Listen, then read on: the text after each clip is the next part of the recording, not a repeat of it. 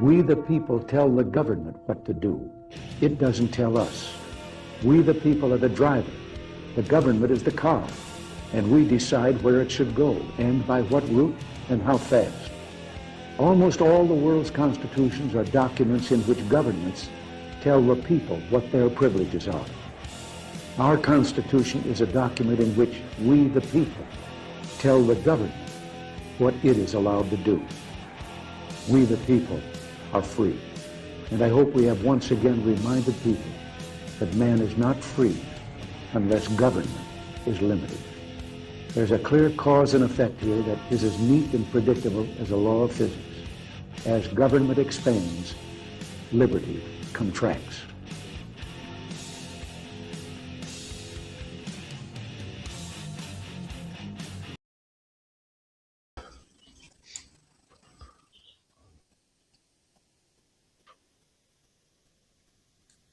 Robert, we got Austin Penton, 4th Commission, District 6, Seat B. How are you guys doing today? Good. Hey, doing well. Hope you guys are doing good. Us too. Yeah, we're doing fine. All right. So I think we all know how this works. We give the candidates an hour to speak and talk about what's going on and generate some questions. And we have the live chat going on. That's always welcome. And everybody can jump in there. And always we would ask you guys to share the content that's on here. It's not about Resolute Exposure, or it's not even about the Candid Conversation. It's about Austin Penton and what he's trying to do in his district and every other candidate that we've had on this program. So with that being said, Robert, you got anything you want to say before we let Austin have it? I'm ready to get into it. All right, Austin, let's go. Man, y'all going to give me a full hour. That's a long time to talk. We'll see if we can fill it up. You don't have to use the whole hour, and we'll, like you said, we'll try to help. Hopefully, somebody will pop in there and throw some questions in too. I want to hear from the voters for sure. That's what I'd love. I just want to start off by first off thanking you guys. I know it's a lot to do to put this stuff together. It takes a lot of work and a lot of effort. So thank you guys for what you do about giving us candidates and also elected officials a voice if they so choose. I think it's important. It's not as easy to gather information on candidates and also current commissioners in these local elections. There's not a huge amount of wealth of information out there. So it's nice that you have somewhere that you can put somebody on for an hour. They can give you a spiel of who they are and what they stand for. And so I think that's a wonderful platform. Obviously, my name is Austin Penton. Thank you. Yeah, absolutely. My name is Austin Penton, running for District 6 in Blount County here. If you don't know where that is, you can visit our Facebook page, or you can go to the Blount County TN website. There's a place on there where you can click a link and you can put your address in. It'll show you exactly what district you're in, who your current commissioners are. But yeah, so I'm running. The way I got into this was I was invited to a county commission meeting about a year and a half ago. I had went up there and I have been going to them ever since. I guess the reason, I decided to run, well, somebody asked me why I wanted to run, and I answered with, I don't necessarily think it is a want thing at this point. I think it's a necessity. So, it takes a lot of time and a lot of effort to do this. You put a lot on the line to put yourself out there for running for election. So it's not an easy thing to do, but I think it's necessary. And I'm excited to continue to push this campaign forward. For me, the reason I decided to run is if you go sit in some of these county commission meetings and you listen to what's being said, what's being voted on. First off, it's hugely important. I think that a lot of people don't realize that local government touches a lot more of their lives than what they realize. A lot of people will go out and they will vote for a national election, but maybe not be so willing to do so in a local election, or just, it just doesn't seem like that big of a deal. And I've been guilty of this myself. So don't get me wrong. I'm not putting anybody on blast here, but it is so important for local citizens to get out and get to the polls in these local elections. Yep. It's your voice, it's your responsibility to make sure that you have a county that's going in the direction that you want it to go, and the way to do that is to get to the polls. So I just want to start by saying how important it is to do that. I think there's an overall tone in the county commission right now that they don't want there's no forward vision, or not a lot of forward vision. As we look back over the last 10, 15, 20 years, this county has grown. It has. I didn't sit on the county commission when it did. I didn't invite the development, but it happened. And now we're at a point where everyone is feeling the stress of that through traffic, home values, healthcare. There's all sorts of things that now we're feeling the stress of this growth that we've had over the past 10, 15 years. And I think especially, about 5 years ago when we had COVID in 2020, we saw a big boom during that time where you had a bunch of people moving from some more heavy controlled states, some more heavy lockdown states, if you will, whereas Tennessee wasn't quite to that level. So I think you saw a lot of people coming here for kind of that freedom during the COVID time. So I think that really pushed the growth forward, maybe more significantly than we had planned for. And nobody planned for COVID, so it just is what it is. Chalk that up. But I think going forward, I think it's very important to make sure that we have a future vision for this county. We can't just bury our head in the sand and say we want no growth, we want nothing to change, we want everything to stay exactly the same as it always has been in Blount County. Well, number one, it's already gone, right? Like what Blount County was 20 years ago is not what it is today. So the dream of sleepy old Blount County, which we all may have liked to have seen it stay that way, unfortunately, that dream is already gone. Now go ahead. But that's what brought people here, was that they were getting out of that hustle bustle way of life or whatever prior to COVID. You know what I mean? And but still the growth was probably rapid then too. So more rapid. Yeah, that's absolutely true. I think it's a catch-22, right? You can't have it both ways. You can't have a place that is wonderful to live at, and then and low taxes and beautiful place to live, right by the mountains, all the things that we have here, rural character. You can't have those things without it being a desirable place to live, right? So if you have a desirable place to live, people are going to come. It doesn't matter what I say. It doesn't matter what the county commission says. It doesn't matter what anybody says. People are coming to Blount County. It just is. I've caught a lot of heat for being a real estate agent, and I've posted several videos online, and my opponent's twisted those a little bit. She's taken some very small clips of my videos and just recently put them into one of her own videos, and put a bunch of words in my mouth that I'm a D.R. Horton guy, and I'm all about D.R. Horton and big development and apartments and all this stuff. And number one, that's not true. If you go watch those videos and take a look at my page, you'll see really what those videos are. They're highlighting Maryville, the beautiful place and the great place it is to live. We highlight local businesses. We've done Vienna, we've done Chapelines, we've done Good Neighbor, we've done a multitude of local businesses here in the county where we've spent our own money to go out and market these places because of the wonderful places they are. Austin, when you say we, who are you talking about? Yeah, I'm talking about me and my partner. Gina Penton, she's my partner. We work together in our real estate business, and that's who I'm talking about. In our marketing team, I got you. We kind of have a whole team together that we work with. It's called the Penton Group, and my wife is a part of that. She does some social media stuff. My dad does some marketing things on the side. So it's kind of a whole family business, and so that's when I say we. That's what I'm talking about. Okay. But I think the real message behind all of those videos and all that social on there is meant to really just highlight how beautiful a place Blount County is and how wonderful a place it is. Again, I just want to go back to it doesn't matter what I say, and it doesn't matter what anybody says. People are moving here. I saw a stat in a magazine, a real estate magazine not too long ago, that Knox County is the #1 county in 2026 for people expected to move to. And I know that says Knox County, but we're pretty close to that, so you can expect that we'll catch some of that. We'll catch a lot of that, yeah. Yeah, absolutely. Yeah. And I think it's also important to go back and actually look at the census data. I think that maybe the growth is a little bit overblown too. I think that people have really saw a change in traffic. and things of that nature. But if you look at the census data, I think it's about a 1.4% year-over-year growth. Okay, so we're at around 145,000 right now. So if you take that, it's about 1,400 a year over year that we're growing. But it's 1,400 of the ones maybe we don't want here. Yeah, Yeah. yeah, No. I get that, and I hear that conversation, and I Yeah. think that what's the saying that we say?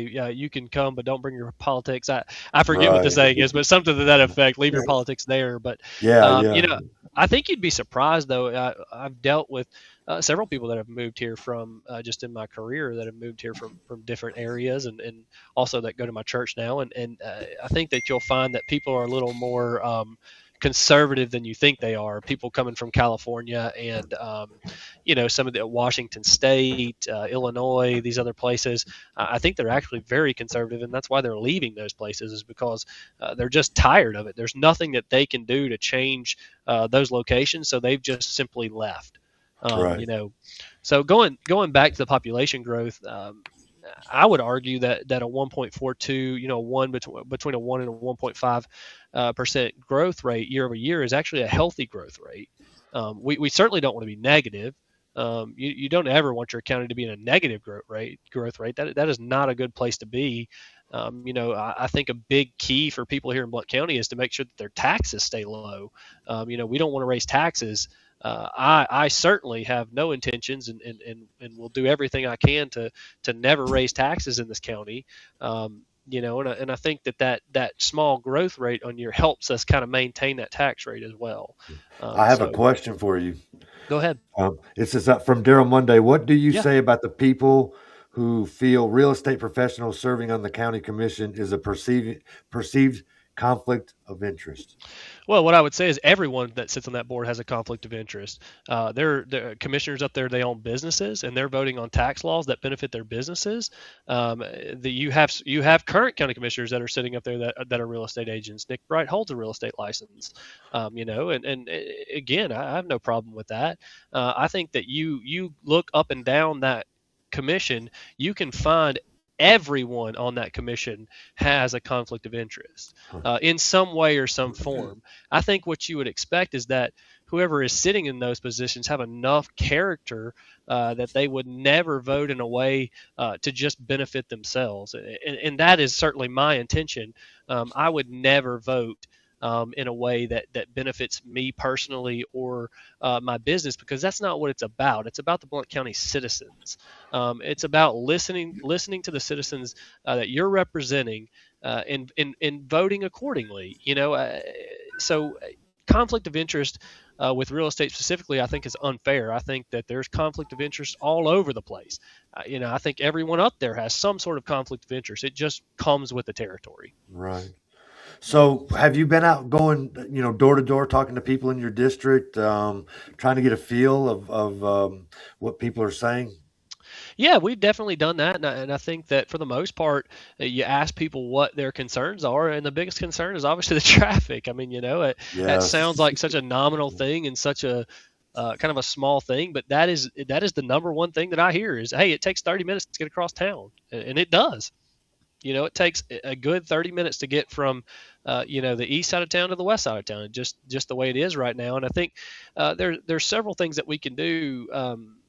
I think it's two conversations. We have to have a short-term plan and we have to have a long-term plan, because obviously the long-term plan would be more capital investment, road upgrades, things like that would take a 10 to 15-year plan in order to execute within the budget. So that's one conversation is a long-term plan, and then a short-term plan would be something like doing a traffic study about where our traffic lynch points are. Where are the points where we have the most congestion and what's causing it? What red lights are causing the most congestion, and then maybe we go back and look and see if we have once we find where those lynch points are, once we've done that study and we know exactly where the heavy points are and what's causing some congestion, then we can go back and study red light cycles, red light patterns, and things like that to see if, number one, are we using the most up-to-date technology in order to cycle lights to make sure that we're moving people through as quickly as possible. And so, I think AI has gotten a lot into that space with regards to red light traffic and things like that. I think a lot of the bigger cities are using AI in order to help alleviate some of that problem when you talk about red light signals. So I think that is one specific area that we can take in a short-term plan to help alleviate some of these problems. And maybe it's only taking it from 30 minutes to get across town to get to 22 minutes getting across town, but that still certainly helps. And so I think those are a couple of things to look at. And number one, obviously the specific short term, and then long term again is more of a you got a lot of things involved there. You got to get engineers involved, and you got to draw up plans, and you got to have capital investment, and you got to have a plan to fit that in the budget. So that's a 10, 15-year plan down the road, whereas the short term is more of a 2 to 5 year thing. Okay, I got another question. Yeah. Why didn't they do those kind of studies or that long term infrastructure with the growth over the period of time? Because obviously traffic is a big deal that you hear a lot about. So why were those things implemented and then the growth building, or however you guys want to call that? Yeah, I mean, Yeah. I think that they probably haven't addressed that as much as they maybe could have, and I don't know the answers why. I know Right. that the budget has been pushed a lot towards paying off debt, which there's nothing wrong with that. I think that's fantastic. That's one thing that I will say the county commission currently has done a great job. I think that started around 14.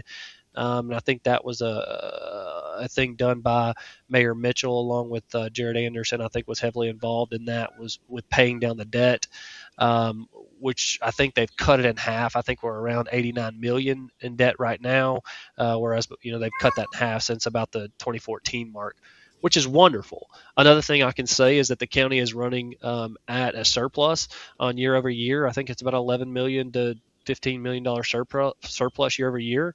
So we're not running at a deficit, which is a fantastic thing as well. I think that they currently have like $19 million in current assets and liquid funds in a capital fund. I don't know if it's in a capital fund, but they have it in a fund there. So I think we're in a really strong place financially. And I think that maybe just they focused on maybe that instead of focusing on some of the infrastructure needs. So I think now it may just be time to continue that while we can, but then maybe shift a little bit of focus maybe back towards infrastructure. I've got a good one for you, and I've only asked one other candidate this. Sure. I wish I had thought of it and asked everybody this. It's just a stupid hypothetical question. Say, poof, growth in Blount County stopped. Yeah. What's keeping us from sustaining the county on what we already have, or maybe what would happen just if we cut the growth off? Well, I can tell you one thing: what happens if we cut the growth off is your taxes are going to go up. So, I mean, But I nobody mean, wants nobody wants to hear that, but that's yeah, what's going to yeah. happen. That's great. I just love Do we not have enough taxpayers to sustain everything we have now without the taxes going up, or is it just kind of Well, the taxes won't go up marginal thing? immediately, but the problem is you look at the it's always costing more to live, 3 to 5% a year.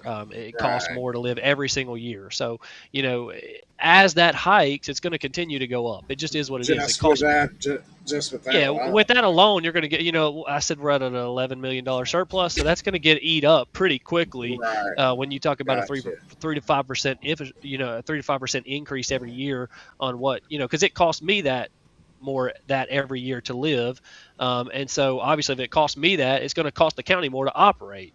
If we continue to see Gotcha.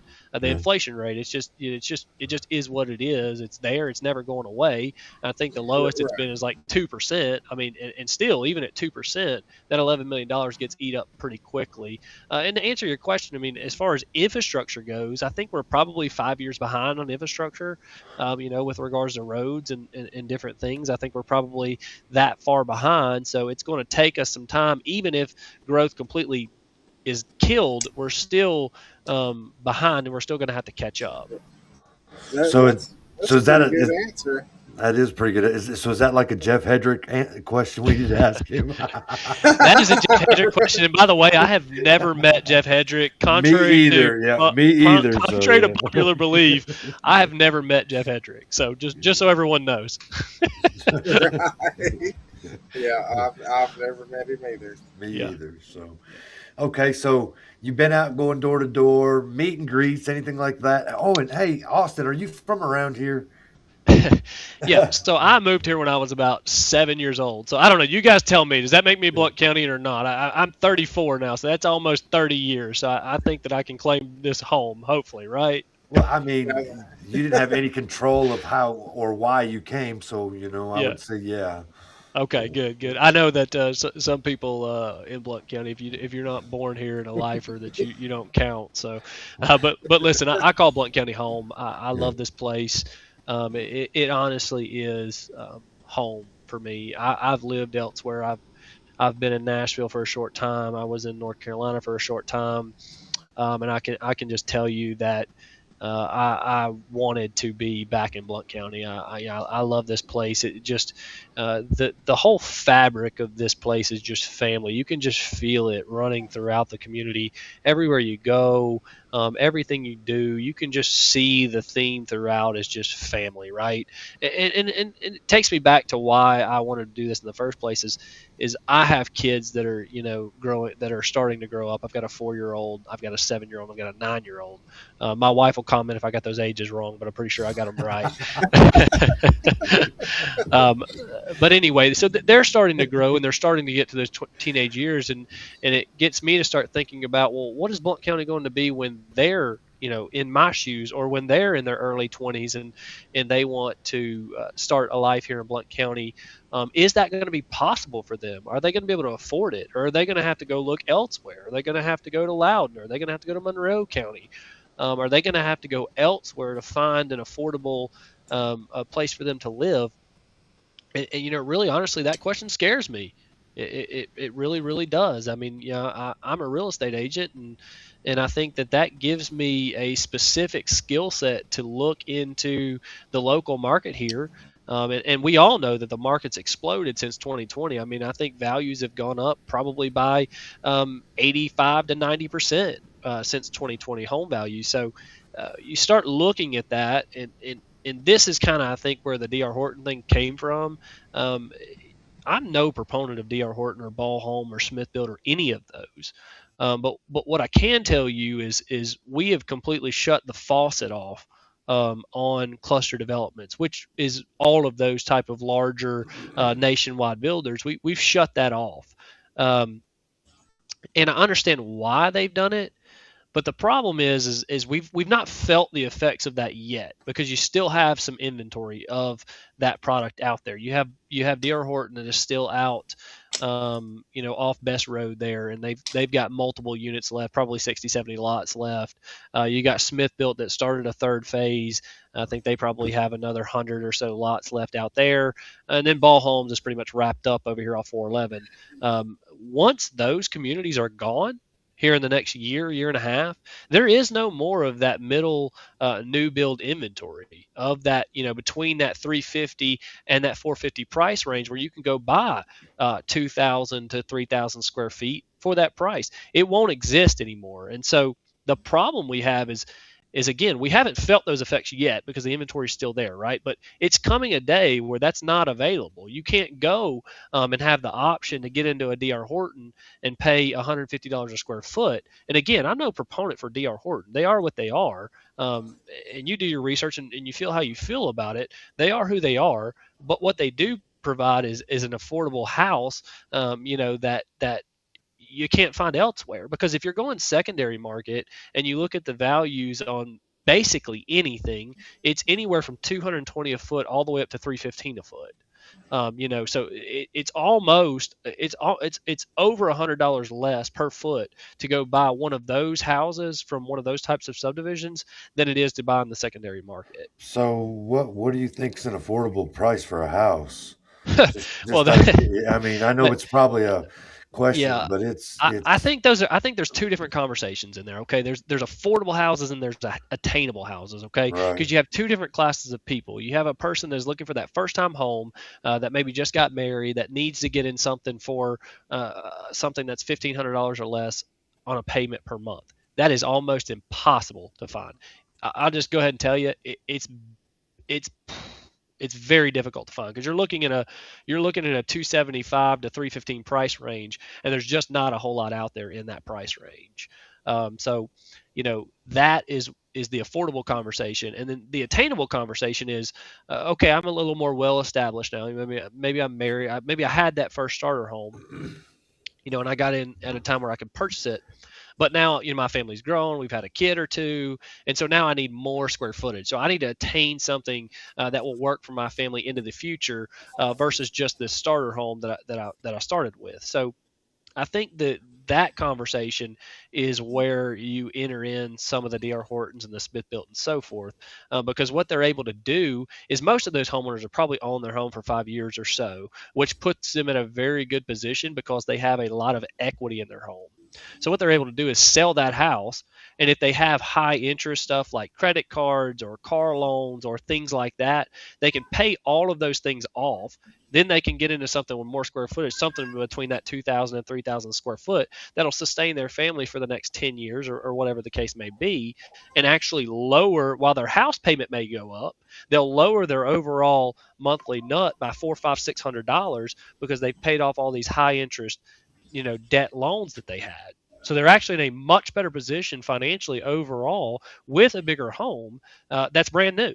So, and we've actually done that for a lot of families that were Blount Countyans. They weren't people moving here from out of state. They were plumbers, and they were one was a state trooper, and those are the kind of people that are moving into these subdivisions. There are workers, there are nurses, there are those types of people. There are office workers. There are people those are the people that are moving in these communities, not the people from Illinois and California and other places. It's our people who are buying those houses, Right. and the other conversation there is too, is that when you purchase that home from that builder, that new builder in a cluster development, there's instant equity there, right? So if I purchase a home for $150 a square foot, and then I can turn around and sell it for $180 to $190 a square foot immediately, I have instant equity in that house. And so that helps people then stair step up. If they say, okay, I want something a little more luxury, a little nicer. And, I've gotten to a place now 5 years down the road. I've been in this, cluster development house. I'm ready to step up to maybe a little nicer neighborhood, or maybe a little acreage or something like that. Well, guess what? They still have the equity that they took out of their original house plus some in order to do that. Right. So, I think that's my explanation for the D.R. Hortons and the Smith Builts and all those types of companies. Again, I'm no big proponent for them, but what we've done is we've turned the faucet off, and I think what we needed to do was just slow the faucet down. So we had, at one time, I think we had 5, 6, 7 of those communities going here in Blount County at one time. That's too much, right? I think we all agree that we won't want a bunch of cluster developments on every corner. I think everyone can agree to that. But I think one of those at a time here in Blount County, I think that's a good way to kind of, and the way they did it, just so everyone knows, is, and I don't know that everybody's aware of this, and they did it with a 40% green space, so on cluster development. What that means is if D.R. Horton or Smith Builder, whoever buys a 10-acre tract, which is the minimum for a cluster development, 4 acres of that is automatically taken off the table, right? So that goes with it has to be a park, or it's just a green field to walk in, or whatever. It has to be some sort of green space. So automatically off the top, 40% of the land is gone. Okay, and what that doesn't include also is any retention ponds. Those are only half credit. So they don't get full credit for retention ponds. And then they also, if it's over a certain slope, if the topography is a certain sort of way, then they don't get credit for that either. So really, it's not even a 40%. It's even a higher percentage than that. So you look at those numbers, and it just doesn't work. I mean, since they did this in 2023, no one has even applied for a cluster development. Not get one approved, not applied. They haven't applied for one. So, again, that's how they've turned the faucet off. And I think that what we did was maybe we just went too far one way. And again, I'm not saying go back down to zero to where it was before they put this law into place. What I'm saying is, let's come to the middle a little bit. Maybe we talk about 30%, where maybe, I was hey, thinking that, go ahead. yeah, I was thinking, didn't they drop back down to 30%, or did that not make it through?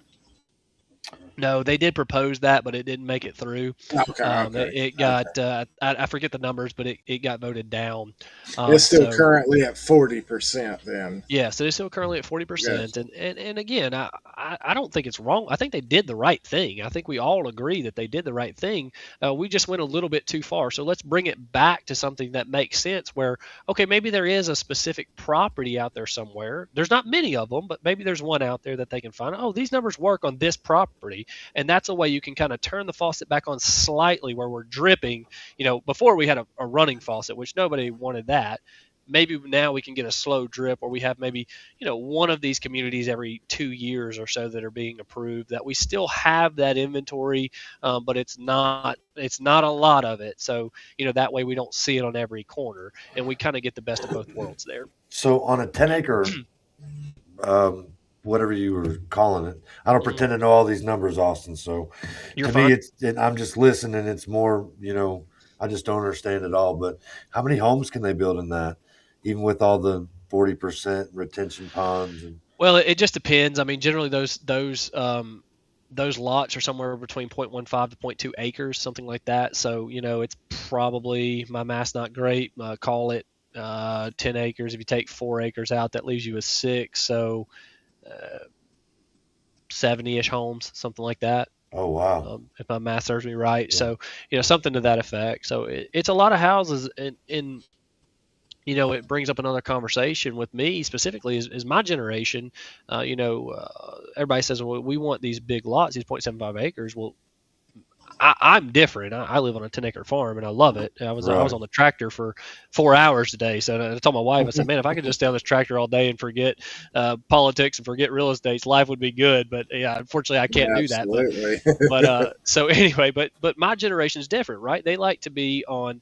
I want to go out and cut the grass in 30 minutes and weed eat and be done. Right. I don't want to be outside for 5 acres on my Sunday, or for 5 hours on my Sunday manicuring a lawn that's 0.7. They just don't want to do it.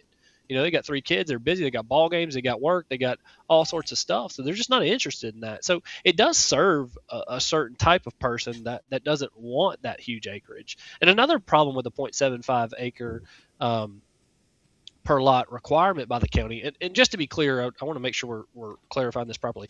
You can have down to 0.5 acre in the county if you have sewer to that property, but that is rare to find a property in the county that has sewer. So generally it's 0.75, and you have to put septic in. So the problem with that 0.75 acreage is that what you get Franklin Manor. And I don't know if you guys have been to that subdivision. It's out here off Morganton Road. It's a beautiful subdivision. I've sold houses in there. I've sold lots in there. It's a beautiful subdivision, but everything in there has sold for a minimum of $295 to $315 a foot, which is somewhere between $750,000 all the way up to $2 million. Oh, wow. Ooh. Yeah. And that's, and if you look, and those lots cost $120,000 per lot. Well, when you pay that much for a lot, you don't have a choice but to build something that you can get that amount per square foot out of. It's all you can build. You can't build a $400,000 house on a lot that costs $120,000. I'm sorry. Yeah. I would love for builders to build out of the goodness of their hearts. It doesn't matter if it's D.R. Horton or a local builder around here. They're not doing it. Listen, you ain't showing up to work tomorrow if you don't get paid, and I ain't doing it either. So it's just the way it works. So people aren't going to do things for free. So, the builders have to make their profit, and they're not going to build a $400,000 house because they're making profit on it. There's nothing on the bone. So what they have to build is this $800,000 to a $2 million house in order to make any profit. Well, guess what? The majority of Blount County citizens can't afford that. Most of them can't afford that. Now, Don't get me wrong. I know there's some out there done really well in life and they can afford it. Most of them can't. Well, you know who can afford it? It's those people, the exact people that we've talked about from California and Illinois and so forth. And I don't have anything against them. Please don't get me wrong. I have nothing against them. I think it's great. I think Blount County is such a great place to live. I have nothing against them. But those are the people that are buying those houses because they're the only ones that can afford it. And so, we've kind of shot ourselves in the foot when we talk about the next generation coming of Blount County, is they're not going to be able to afford houses here because on a 0.75 acre requirement, and the land costs so much, it's impossible to build anything in that middle range of inventory. So that's going to raise your prices across the board. If you have no new build inventory in that mid range, it's going to raise your prices across the board on the secondary market. It just will. Well, they've already outpriced me. I don't know that I'll ever be able to buy a home like that. I You know know. what I mean? Yeah, So, I think a lot of us are in that boat. so Yeah.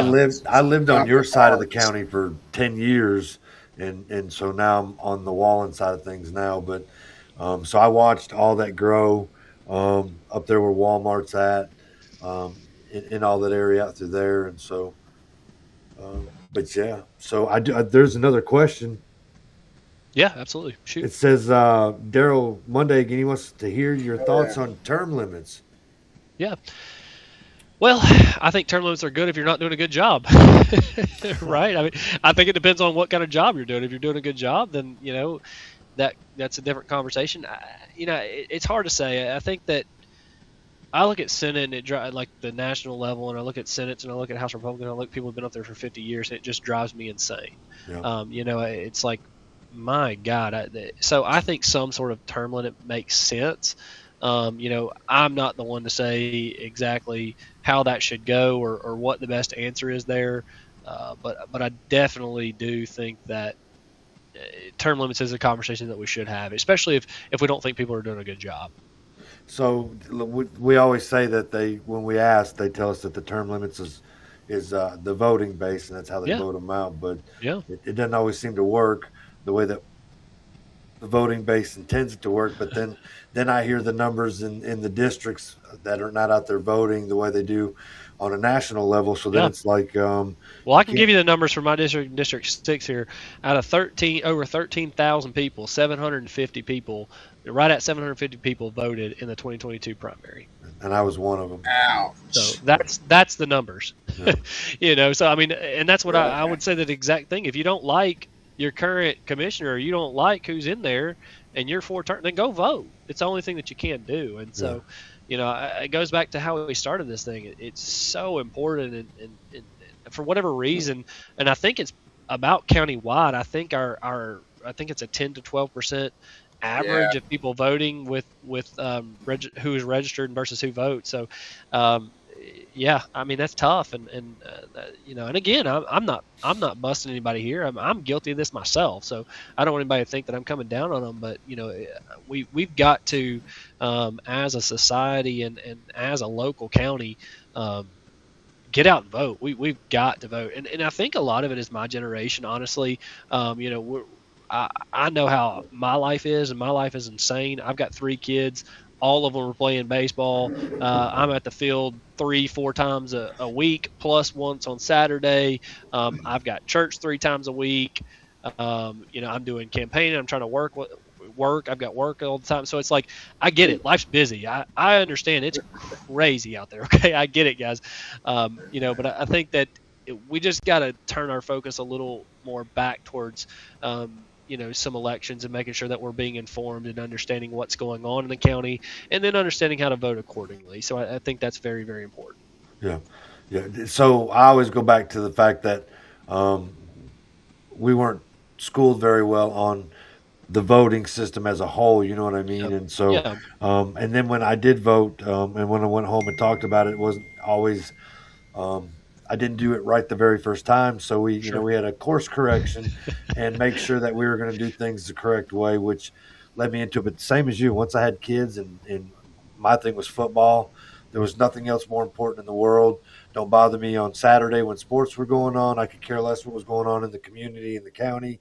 And then one day I woke up and thought, what the crap has happened? What's going on? So and then realized that probably politics wasn't good for me, but maybe doing what I'm doing here is probably where I fit into that kind of thing. So I wished I had a better question. I don't really, because you got me all on the real estate thing. I'm a carpenter, and I think everything's overpriced, including the toilet. So Yeah, and unfortunately, that matter's just going to get worse with where we are right now with oil It prices. is. And I think that we probably haven't even seen the full effect of that yet. So I think that's going to get worse before it gets better. So and Absolutely. I'm not commenting on which way I feel on that. I'm just Oh saying yeah, that yeah. you can guarantee that oil prices are going to continue to climb until this thing is resolved, and obviously, um, oil prices touch everything because everything you purchase is shipped. So if it Yep. costs them more to ship it, it's going to cost you more to buy it. So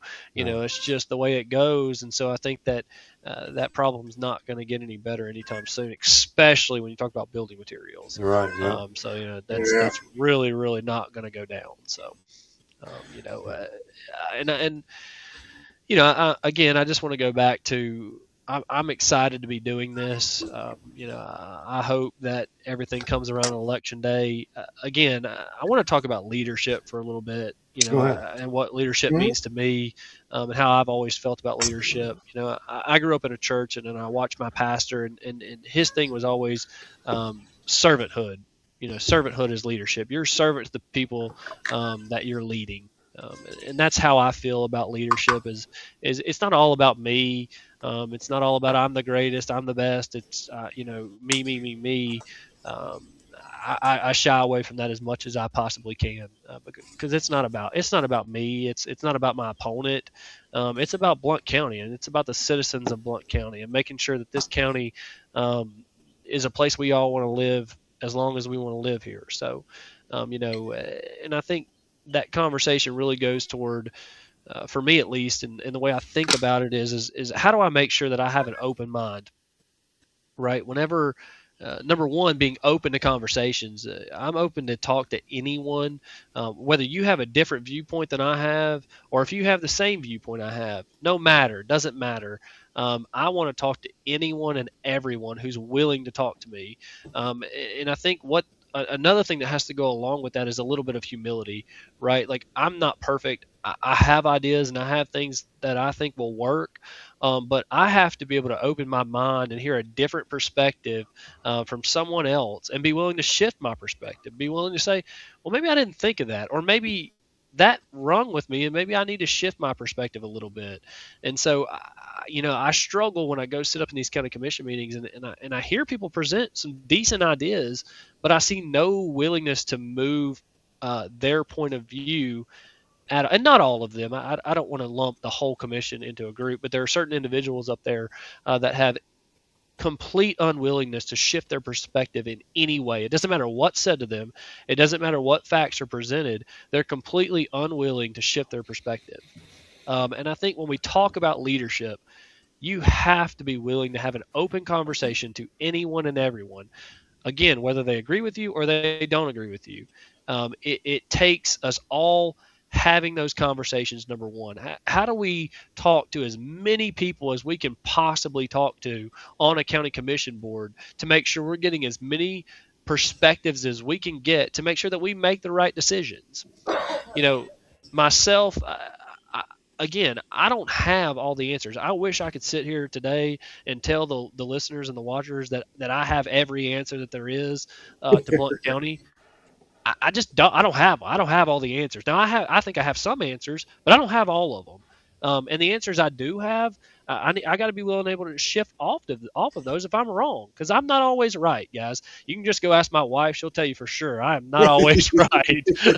So I think just if we can get a little bit of more of that into the county commission and just say, look, I don't have all the answers. I'm not always right. There's somebody else out there that's smarter than me on this particular issue, that has a lot more experience than I have on this particular issue. Let's talk to them. How do we find them? How do we talk to them? How do we get in a meeting, whether it's a Zoom call, whether it's having coffee, whatever it is? How do we get in front of these people, these individuals that have more experience than I have in certain areas, and how do we get their perspective in order to shift our perspective the right way? And I think that's huge. Okay. I got one more question. Yeah, I go got through a ahead. text message. It said, what what happens if there's some sort of development in your district that you would like to see happen, but the constituents don't? How would you vote? And Well, I think that the answer to that is well, I don't vote on developments. That's done by the planning commission, and then they have a recommendation. Well, I guess they do vote on them, but it's recommended by the planning commission. So all that comes through Blount County Planning. They take all the plans, they do all of the engineering, all of the watershed, all of that stuff before it ever comes to the county commission. When it comes to the county commission, it's pretty much sealed as a pack. They've done all of the necessary steps in order to make that development a reality. And I don't know how a specific development benefits me. Is it another place I can sell houses? Sure, but it doesn't necessarily benefit me in any way, personally, directly. And I think that really it's about how do we make sure the laws or the resolutions we have as a county match what we want as a county. On the front end we need to make sure that we have the right resolutions in place to go back to what we talked to before about turning that faucet from a running faucet, and then we turned it off. Well, how do we turn it to a dripping faucet where we have some of that inventory available, but we're not overrun with cluster developments on every corner of our county? Nobody wants to see that. I don't want to see it. Nobody wants to see it. Okay, I fully understand that. I don't want to see a cluster development, a DR Horton on every corner of this community. I promise you that is not what I want to see, and I know that the citizens don't want to see that. So, yeah, I think that's probably my answer there, and I know that's a hard thing to answer in an interesting way to put that, but that's the way I feel about it. I just think that I'll take the planning commission and the county planning department. I'll take their word for what the work that they put in. They put hours and hours and hours and weeks and years of work into these things. When it gets to the county commission, there's been a lot of research done. There's been a lot of things put into place. So I'll probably take their recommendations on how they feel about that. And if it's something that impacts me directly, I'm happy to abstain from the vote as well. Right. Robert, you got anything? Look, it's 47 minutes, and he was wondering if you could fill the whole hour. You done it, man. You can talk some more. So, well, I mean, you have it for sure. You know what I'm saying? It just when you got into all those numbers and real estate, all I can do is listen then because I don't really have a whole lot of knowledge when it comes to that. I could help build some of the things. Of course, I'm up at the age I don't want to do that either, but especially when I was younger. So obviously I was a part of the labor force that was doing that, especially out in West Knoxville. Yeah. So let me ask you a question. What's your perspective on the Prisma deal with the hospital, and also what they're putting in a surgery center over there right there behind Walgreens on 411? The Walgreens on 411. Is that over there where the golf course was? Yeah. It's actually part of the old golf course land. Oh. I don't know. For me, that's probably one of them we're just going to have to wait and see because it doesn't seem like Prisma has been received well at all. Yeah.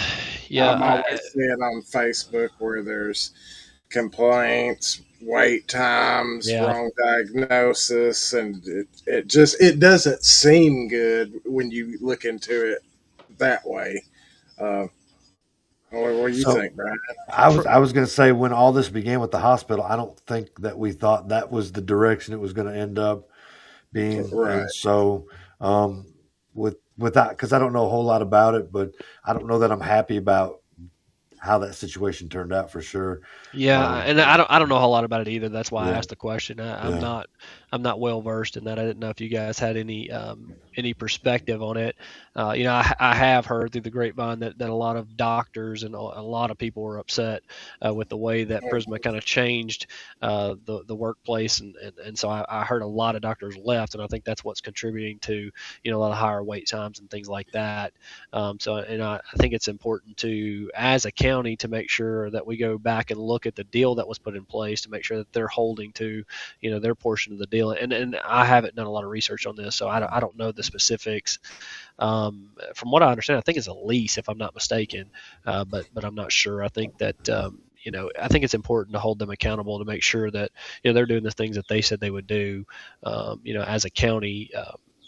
So yeah, I don't know. It's an interesting conversation. It is. Yeah, I do know for sure that the county owns the property. Yeah. But not the building. So it was leased. Not that they don't own the building that's on the property. I'm not sure about Uh, that. I know they own the property. So again, when all this was going down, I really thought I was going to be as interested as as it was, and it looked like it was going the direction that we all thought. And then it seems like we had the rug pulled. I guess if that would be you woke up the next day and it was Prisma or the deal was done. And so at that point in time in my life, it didn't mean as much to me as it did in the as it very does now. beginning. Yeah. Sure. Yeah, because I was very interested in the very beginning, and then it happened that way. So I think from what I heard too is that I think the Blount County Hospital was Blount County. I think that they were losing quite a bit of money year over year. I think it was is quite a bit of a financial issue for the county. So I think that's a lot of reason why they wanted to sell it or lease it or whatever they did. And again, I don't have all the specifics. These are things that I've just heard when I've asked questions of people. Is that they were losing quite a bit of money, and so I don't know that it's necessarily a bad thing that they made that deal, but I don't think it's been a good thing either. I don't know that if we haven't held them to what they said they were going to do, or if they haven't we didn't make a good deal up front.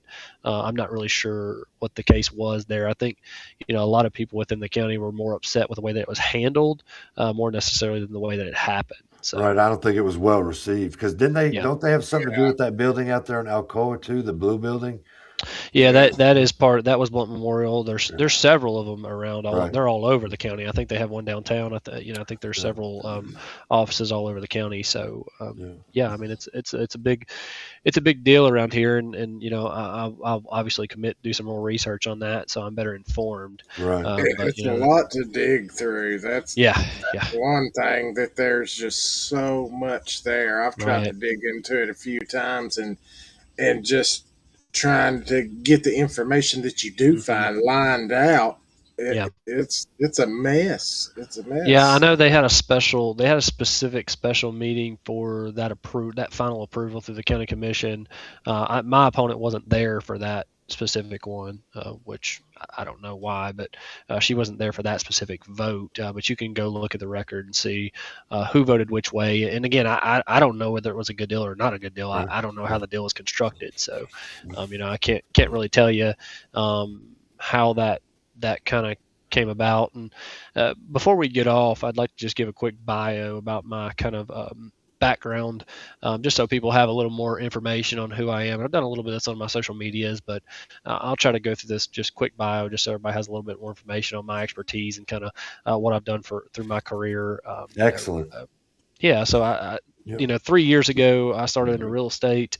Again, my partner's been in real estate for 30 years. So, we've been working together for now 3 years, and it's been wonderful. I really enjoy it. It's a great, rewarding, helping people, helping families find places, their homes and making their dreams come through. So it's a really rewarding thing. Prior to that, I worked for a company I worked for a midstream ethanol company.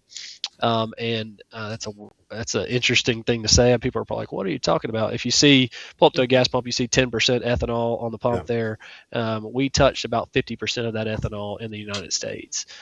So we had terminals all across the country, from Stockton, California, all the way to Philadelphia, and then, all the way down to Georgia and all the way up to Newton, Iowa. So, kind of span the whole country. I worked, previous job before I started real estate, I worked in their corporate environment, doing logistics. I managed inventories for tankage level, inbound and outbound inventory. So rail in, truck out, managed all of that inventory. And we're talking probably anywhere between $5 and $15 million per each individual terminal with throughput, just based off how busy the terminal was. So quite a bit of inventory. There was a lot of budgeting items involved in that. They had yearly budgets of well over millions of dollars. I oversaw an asset lift of an asset in Stockton, California that was a $25 million asset. I did the whole wet down of that asset. So starting the process, getting them off the ground. I trained all the employees, trained the manager, trained all the operations.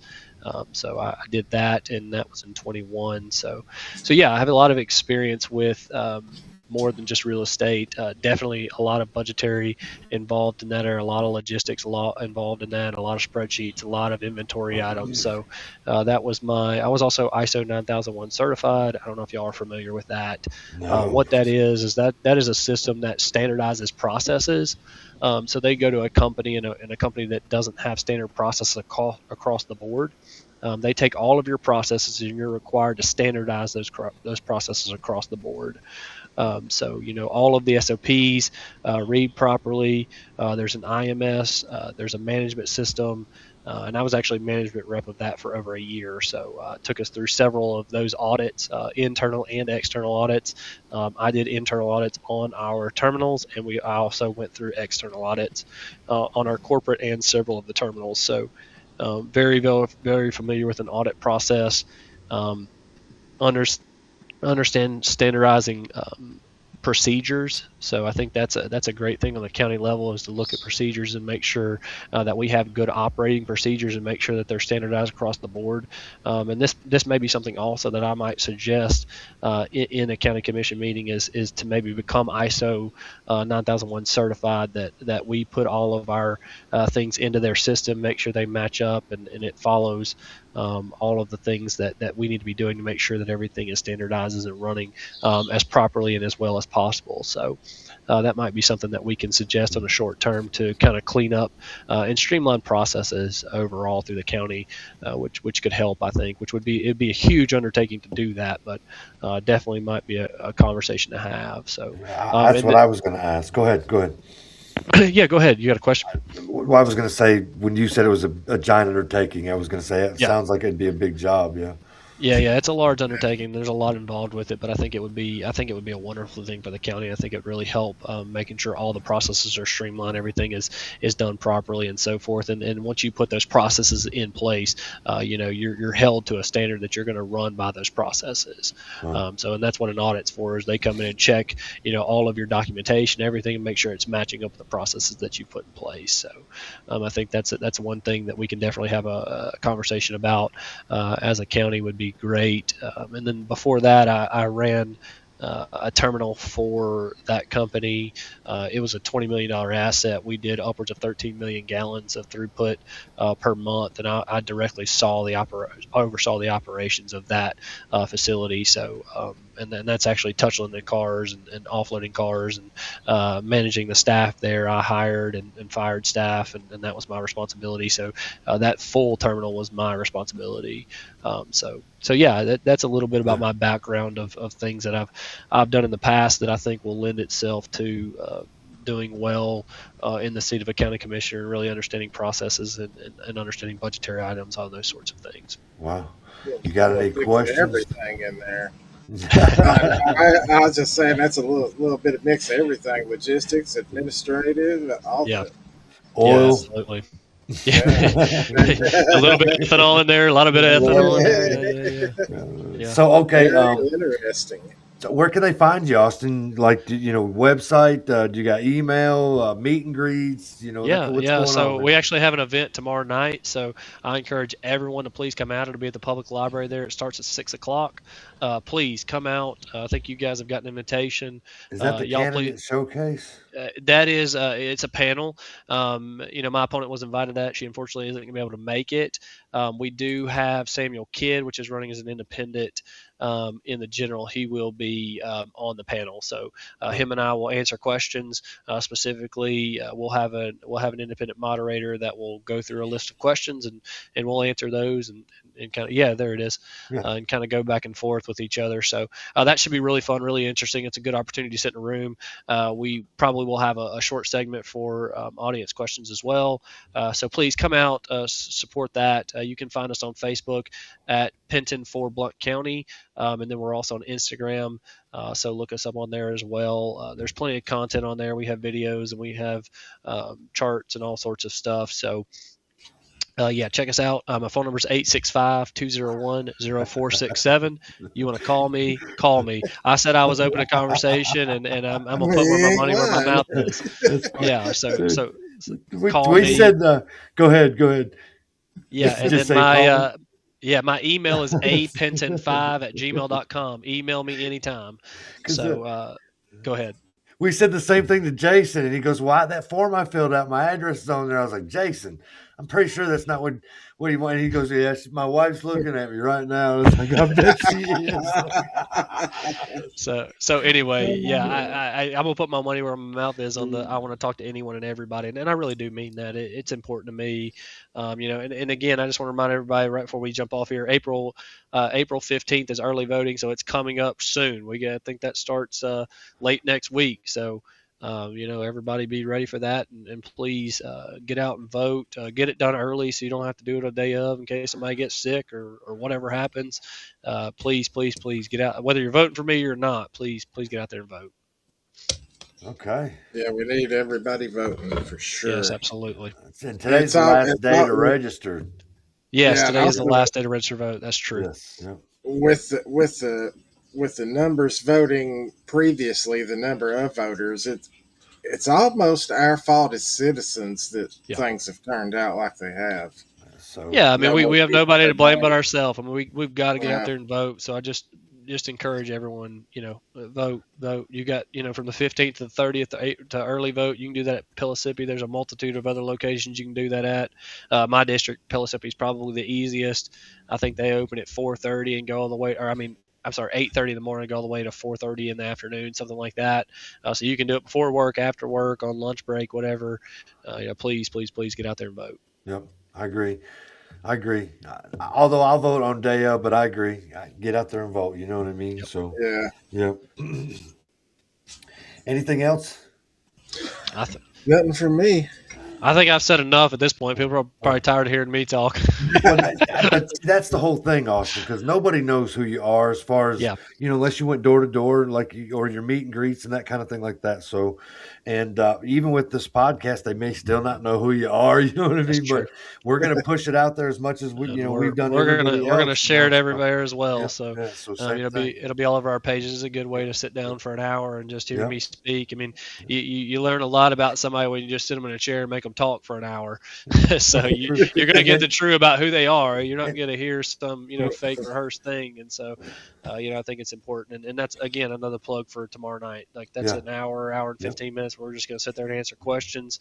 It's there's no script to that. It just so come check that out. I hope you guys will be there. I'm gonna hold y'all to that, right? Y'all gonna come tomorrow night? So maybe we have to split up because there's two things going on. You know what I mean? Yeah. I heard there was another event at the conservative group there. So I think it's the candidate showcase, but either way, we'll pop in or do something for sure, Austin. You know what I mean? All right. I'm just trying to think if there's anything else. No more questions from you? None for me. None for me. There's no more up here. Somebody said they didn't like Prisma, which is probably the answer. I think you'll probably hear that across the board. Yeah, and then we did have another question about term limits, but you answered it the way you wanted to. So sure. And then Daryl Monday was pretty good about his questions. He's pretty good about his questions anyway. So I like it when he pops in and asks. Absolutely. Things anyway. So. All right. So, Austin, we will see you tomorrow. We'll get the stuff out. And, man, good luck to you. Oh, if you happen to win, can we come back and have a conversation with you again like 60, 90 days into it? You can have a conversation with me 60, 90 days, a year, 2 year, 3 year, 4 years into it. Anytime you call me, I'm more than happy to jump on. All right, man. We thank you very much, man. All right. Yep. Thank you very much. All right, we got to kick you out of here. All right. Bye. See you guys. See you. All right, Robert, what do you think? Hey, there's a lot of information there, especially he's a realtor, so of course he's going to be knowledgeable with the houses, but that's a lot of stuff I didn't know. He said a lot of stuff that I'd have to go back and watch it again to try to, if I was going to go back and research some of the things that he was saying, then I would have to go back and re-listen, stop, check it out, because it was a lot of information. The guy's very intelligent, obviously, isn't he? Mm-hmm. He seems to be concerned about his community, his district, but beyond that, it was another good conversation. You know what I mean? Good conversation. I mean, for sure. So we have a Gina Vaughn on here. It says, very informative. Thank you for not being biased and providing a platform for all the candidates. Yeah, we would. Absolutely. Which is what we're trying to do. And then James Richard says, thank you for the show, everything, and the rest, and enjoy the rest of the evening. And best of luck to Austin. So, yeah, I think being biased is probably the best way, or unbiased, or however that is. I did graduate from Heritage High School. We, we want to be impartial. Is that the better way to say it? For now. Yeah, for now. Yeah, yeah. So, yeah. Maybe the closer we get to May 5th, we can get us on like the Blount County breakdown thing and discuss, kind of like they do, the night of, as the elections are going Oh on. yeah, It's kind of yeah, like to do a countdown thing. You know what I mean? Maybe talk about what candidate we might have voted for if we lived in that district. That kind of thing. right. And tell people the polls are not closed. Keep going. Keep going. Yeah. You could definitely change the outcome. Don't take my word for it. You know what I mean? So Yeah. yeah.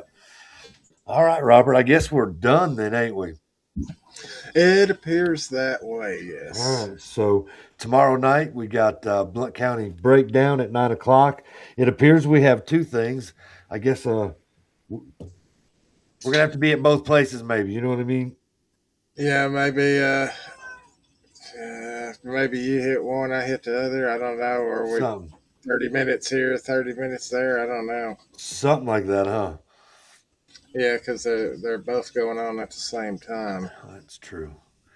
All right, brother. I will talk to you tomorrow, man. I'll be here Later. later. All right, folks. We hope you enjoyed the podcast. Very informative. Austin's apparently a smart guy. If that's somebody that interests you, he gave you an avenue to reach out to him, like every single one he ever had, and so just check him out. And oh gosh, look, I disappeared.